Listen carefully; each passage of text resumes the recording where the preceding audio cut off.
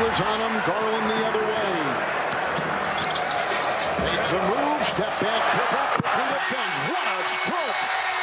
Garland has been a flamethrower with 32 points.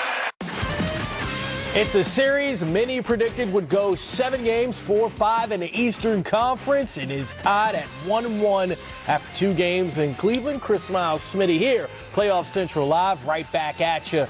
And, man, what a difference in the 2 games, right? Donovan Mitchell, the first game, 38 points, 30 shots, game 1 loss. And this one, new career high in assists, 13 of those, Smitty, just 17 points on 11 shots. This is a different Donovan Mitchell, and it worked, the game plan for the Cleveland Cavaliers. It did. I mean, the 13 assists is phenomenal. He still has 17 points. He's going to always have an impact. Doesn't have to have 30 because he's that type of player. And then also you can look at it. Darius Garland had 32. Also has 7 assists. So together they had 20 assists and 49 points. That is huge for that backcourt of Cleveland Cavaliers. And they got off the bench, Karis LeVert, 24 points. But more importantly for that, they defended the Knicks extremely well. Held them to 36% shooting and 24%. And the 2 bigs got on the glass with 13 and 10 rebounds. You know, Smitty says some things sometimes, and it's just so on point. Cleveland Cavaliers this year, when they hold opponents under 100, 24-1. Add this to that record. But Donovan Mitchell, you know, we got to give him credit. He doesn't wait to put his suit on. And no. I'm coming right to the podium in my uniform after the victory. Tom, was that the Darius Garland you expected to see? Yeah, 100%. You know, I think, like I said, you know, to go from your first playoff game, it's easy to set high expectations and come out like basically. I feel like everybody thought he was going to come out last game like he did tonight. You know, you need to go through that. You need to see that, and I think that was what that was, and he came back and responded, you know, and he did it in a lot of different ways, but especially through scoring, obviously, but, you know, he still had 7 assists and still got getting guys involved and, you know, not really forcing the action, you know, 8 of 17 from the field, getting to the free throw line. You know, that's the all-star we all know, and it was great to see. And I told him at the end of the day, like, that's what we're going to need, continue to be aggressive. The aggressiveness that he showed on that dunk that was probably intended. How about that moment? Wow.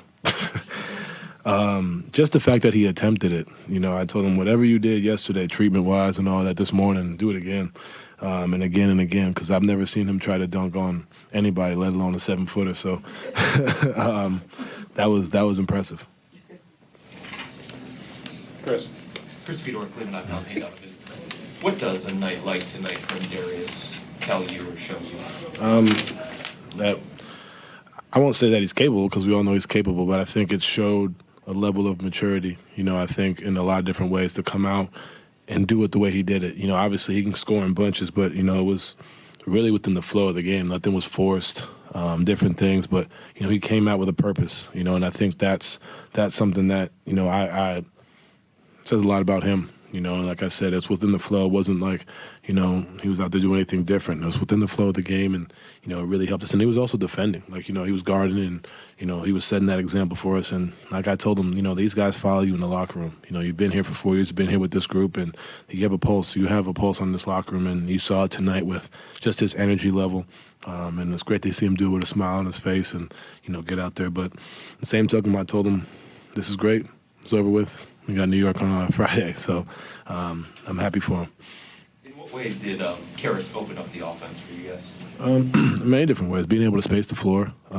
You know, he's been defending this whole year. Like, I didn't know he played defense this well until I came here and saw it, you know, firsthand. Finding his spots, making the right passes, making the right reads, you know, doing things, communicating, talking. He was a big spark for us, obviously having 24 points.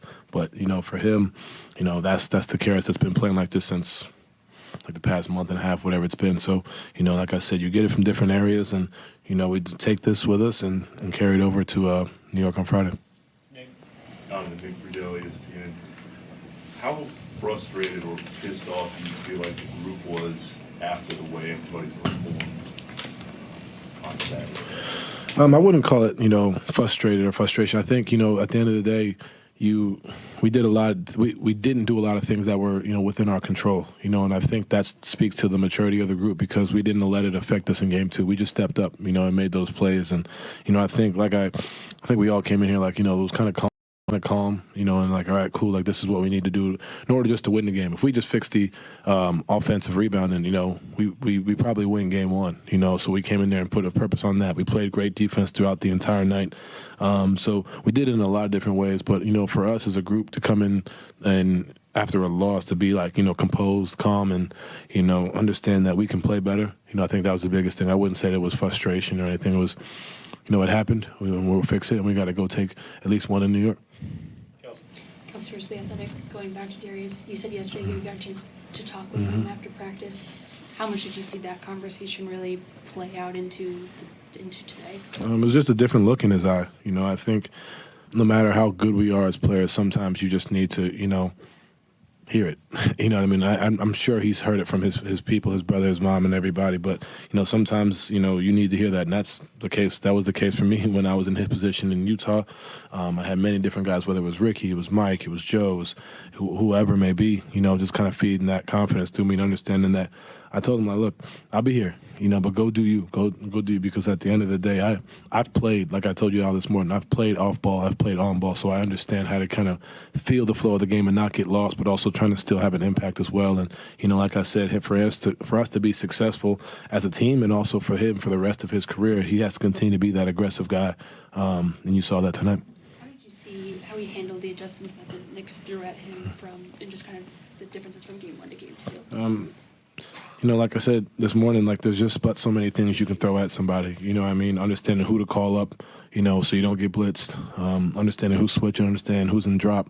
Understanding when you just want to attack an ISO, and understanding that, some of the shots you have to hit are going to be contested. There's no such thing as the perfect look, especially in the playoffs. And, he did it in a different variety of ways and was able to adjust on the fly. And I'm always going to be there just feeding him stuff in his ear, understand this is what may happen, this is what may come, this is what's continuously working. And it's not just myself telling him that, you got the coaching staff, you got Danny Green, you got Ricky, and when he's receptive, which he has been his whole career, man, he's receptive to the information and puts it into his work.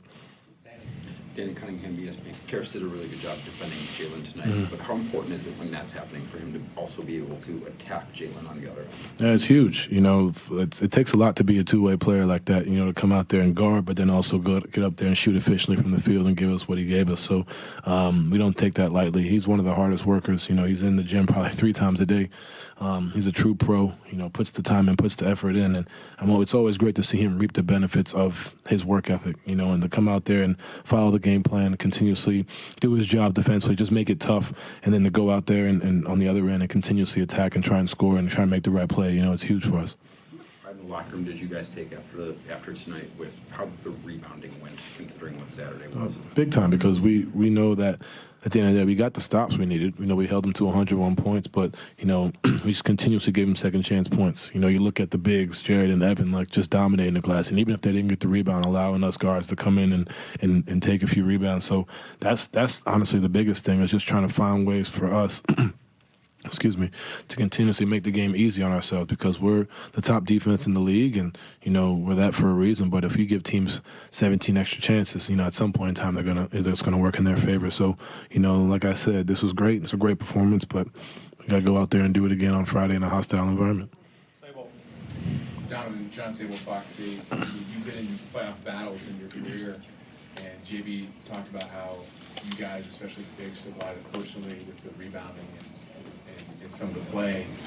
When you see a young team like this overcome that adversity so early and respond that way, as a leader and as a veteran, it's got to make you proud. But it's kind of unprecedented to see that with a young team with very little playoff experience besides yourself and some of the other guys. Yeah, it says a lot about our character as a group, and even the way we started the game. They came out similar to game 1. We had 6 turnovers in the first quarter, and it wasn't like we just came out firing, but for us to kind of get punched in the face a little bit if they're starting and just clean it up right away. I think that's something that was huge, and it speaks a lot to the maturity of this group. Like I said, when I first got here, we've come back from double-digit losses. There's certain positions where we shouldn't even be in games to win.